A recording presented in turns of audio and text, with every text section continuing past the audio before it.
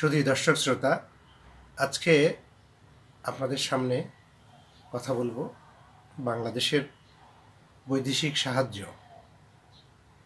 নিয়ে।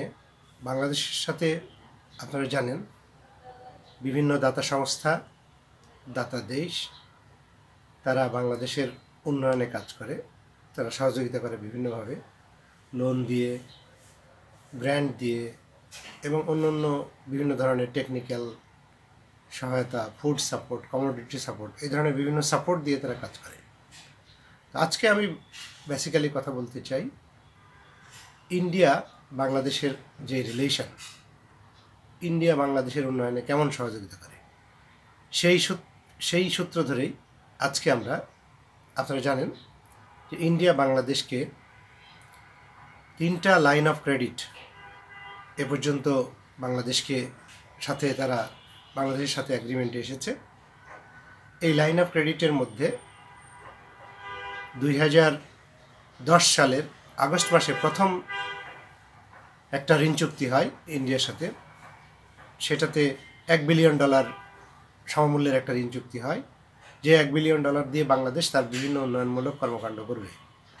এরপরে 2016 সালে $2 বিলিয়ন আরেকটা ঋণ চুক্তি হয়, যেটা একই ধরনের বিভিন্ন প্রজেক্ট বা উন্নয়নমূলক কার্যক্রমে এই টাকাগুলো ব্যয় হবে।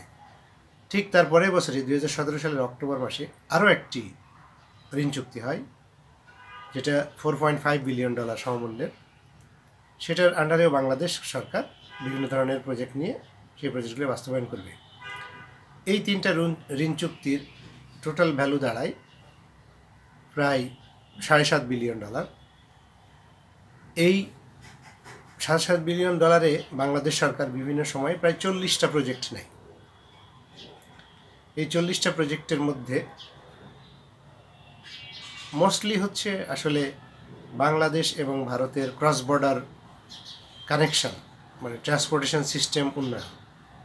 প্রায় প্রত্যেকটা প্রজেক্টই এই রেলওয়ে অথবা আমাদের রোডস ডিপার্টমেন্ট অথবা শিপিং মিনিস্ট্রি, এই বাংলাদেশের এই ধরনের এজেন্সি বা মিনিস্ট্রিগুলাই এই 40টার মধ্যে প্রায় ম্যাক্সিমাম প্রজেক্ট গ্রহণ করে।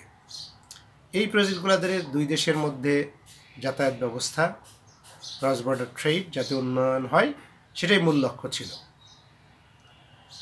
সেই ধারাবাহিকতায় বাংলাদেশ সরকার প্রথম 2010 সালের যেই $1 বিলিয়ন ঋণ চুক্তি করে, তার মধ্যে $200 মিলিয়ন আবার ঋণ বাংলাদেশ সরকার তার পদ্মা ব্রিজ কনস্ট্রাকশন কাজে ব্যয় করে। বাকি প্রায় $862 মিলিয়ন ঋণ, যেটা আবার নতুনভাবে গৃহীত হয় ইন্ডিয়ার সাথে আলোচনা সাপেক্ষে, এই $862 মিলিয়ন আন্ডারে প্রায় 15টা প্রজেক্ট গ্রহণ করে বাংলাদেশ সরকার। এই 15টা প্রজেক্টের মধ্যে প্রায় সবই হচ্ছে বাংলাদেশ রেলওয়ে গ্রহণ করে, যাতে বাংলাদেশের সাথে ইন্ডিয়ার যতগুলা রেলওয়ে লাইনগুলা সচল নাই, সেগুলোকে সচল করাই হচ্ছে মূল উদ্দেশ্য ছিল, এবং 2-1টা নতুন লাইনও ছিল। এই প্রজেক্টগুলা করতে গিয়ে বাংলাদেশ সরকার, বাংলাদেশ রেলওয়ে বিভিন্ন রকম বাধার সম্মুখীন হয়। যেমন ইন্ডিয়ার লোন চুক্তির আওতায় যেটা কন্ডিশন ছিল, শর্ত ছিল যে 75% হচ্ছে যে গুডস অথবা সার্ভিস, এগুলো হচ্ছে ইন্ডিয়া থেকে আমাদের কিনতে হবে। তো এইটা একটা বড় ধরনের একটা প্রবলেম তৈরি করে বাংলাদেশ রেলওয়ের জন্য, কারণ বাংলাদেশ রেলওয়ে যখনই ইন্ডিয়া মার্কেট থেকে এই জিনিসগুলো কিনতে যায়, তখন ইন্ডিয়ান কন্ট্রাক্টররা বিড করে, যে বিডিং করে সেই বিড প্রাইসগুলা এক্সরবেটলি হায়ার প্রাইস তারা বিড করে।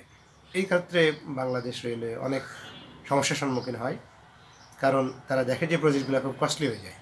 তো এরকম তারা আবার টেন্ডার, কোনো ক্ষেত্রে সঠিক টেন্ডারের সংখ্যা হয়তো একটা পড়েছে, সেক্ষেত্রে আবার বাতিল করতে হয়েছে, আবার রিটেন্ডার করতে হয়েছে, অথবা কস্ট বেশি, এই জন্য আবার রিটেন্ডার করতে হয়েছে। এগুলোর কারণে এই প্রজেক্টগুলো ডিলে হয়। প্রায় 15টা প্রজেক্টের অনেক দিন, স্টিল এখনও 15টা প্রজেক্ট ইমপ্লিমেন্ট হয়নি।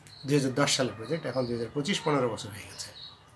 তারপরে $2 billion second line of credit, second loan যেটা, সেটার আন্ডারেও 2016 সালে যেই $2 বিলিয়ন চুক্তি হয়, সেখানেও সরকার প্রায় 15টা প্রজেক্ট নেয়। তার মধ্যে আসলে 15টা প্রজেক্ট তো দূরের কথা, 12টা প্রজেক্ট তারা চালু রাখে, 3টা বাদ দিতে বাধ্য হয় এই বিভিন্ন বাস্তবতার কারণে।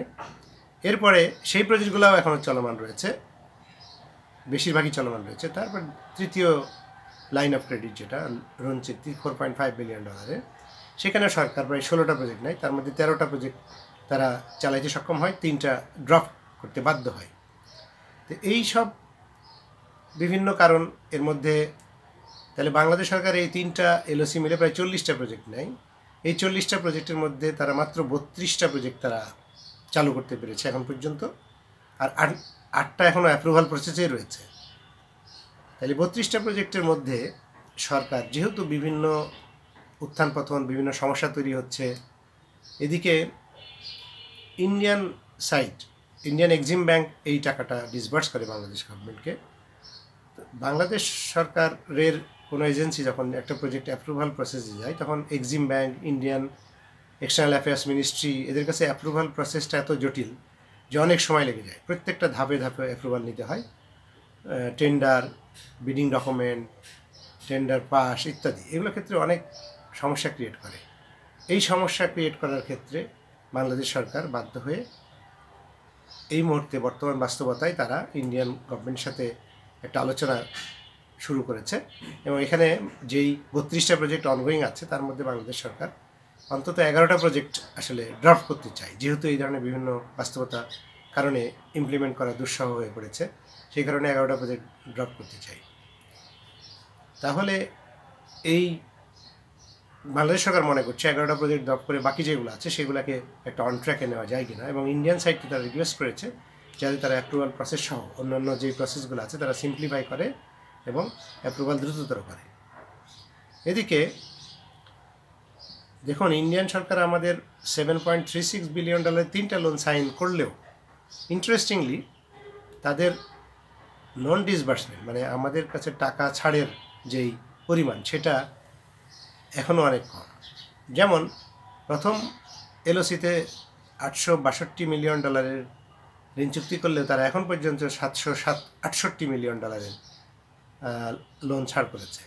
দ্বিতীয় চুক্তির আওতায় $2 বিলিয়ন এগেনস্টে তারা মাত্র $518 মিলিয়ন, $518.8 মিলিয়ন ছাড় করেছে, এবং $4.5 বিলিয়ন তৃতীয় ঋণ চুক্তির আওতায় তারা এখন মাত্র $513 মিলিয়ন ছাড় করেছে।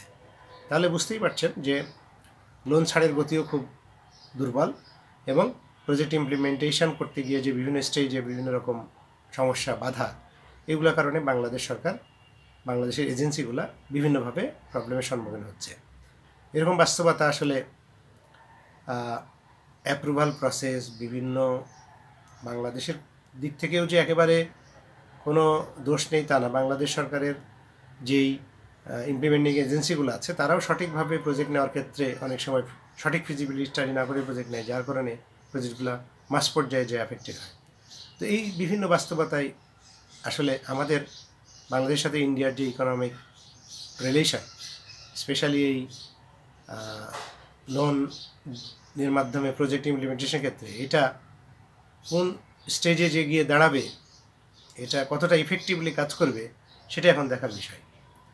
এখন দেখার বিষয় যে যদি ভারতীয় সরকার যদি বাংলাদেশ সরকারের সাথে বর্তমান রাজনৈতিক যেই প্রেক্ষাপট সেটাকে ওভারকাম করে যদি তারা গুড রিলেশন এস্টাবলিশ না করতে পারে, এবং যদি এই লোন ডিসবার্সমেন্টের ক্ষেত্রে তারা উদারতা না দেখায় এবং অ্যাপ্রুভাল প্রসেসে তারা উদারতা না দেখায়, তাহলে এই প্রজেক্টগুলো সাফার করবে।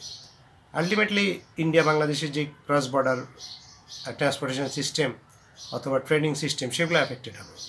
আপনারা জানেন বাংলাদেশ এবং ইন্ডিয়ার একটা হিউজ ট্রেড হয়, ক্রস বর্ডার ট্রেড। যদি ইন্ডিয়া হিউজলি সারপ্লাস কান্ট্রি, বাংলাদেশে তারা বেশি এক্সপোর্ট করে, বাংলাদেশ প্রচুর পরিমাণ পণ্য ইম্পোর্ট করে। যদি এই ক্রস বর্ডার লাইনগুলা সচল হয়, তাহলে আসলে যার সারপ্লাস, ইন্ডিয়ার যেহেতু সারপ্লাস, তারই বেশি লাভ হবে। বাংলাদেশেরও লাভ হবে, বাংলাদেশ থেকেও বেশ কিছু পণ্য ইন্ডিয়াতে যায়। তো আমরা চাই যে দুই দেশের সরকার এগিয়ে আসুক, তাদের সব ধরনের যে বাধা বিপত্তিগুলো আছে সেখান থেকে বেরিয়ে এসে সেখানে কীভাবে সলভ করে এই প্রজেক্টগুলো ইমপ্লিমেন্ট করা যায়, কতটা দ্রুত করা যায়, সেই ব্যাপারে বাংলাদেশ সরকার এবং ইন্ডিয়ান সরকার সচেষ্ট হবে। আপনাদেরকে ধন্যবাদ। আজকে আমরা এ পর্যন্তই। ধন্যবাদ সবাই।